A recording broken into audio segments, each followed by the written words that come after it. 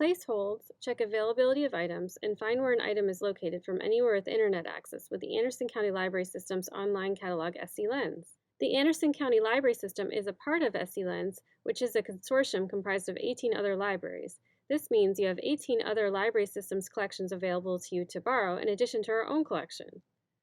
Simply go to our website, www.andersonlibrary.org, and click on My Account at the top of the page. Type in your library card number, which is the number under the barcode on the back of your card, and then your password, which is usually set to the last 4 digits of your phone number, but you can change that once you log in.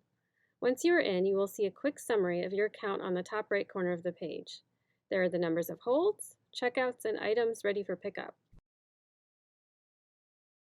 In the main part of the screen below the search box, there are a number of tabs including an account summary, items checked out, holds, account preferences, where you can change your username, password, and email address, your notification preferences, search and history preferences, where you can opt in to save your checkout and hold history, my list preferences,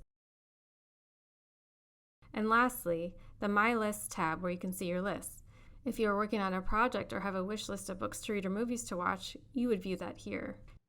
To search for an item in SCLends, type in what you are looking for, and from the drop-down menu you can leave it as keyword, or you can choose title, author, or subject, and in the format type you can choose whether it's a book, music, DVD, or any of these other options. Choose where you want to search for the item. You can search at a specific branch, just in our library system, or you can expand your search to the entire 19 library systems that make up SCLends.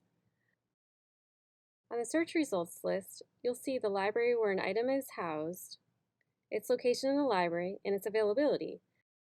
You'll also be able to place an item on hold, add to your basket, or add to a list. For more information or if you need help using SCLends, simply call, email, or stop by your local library location.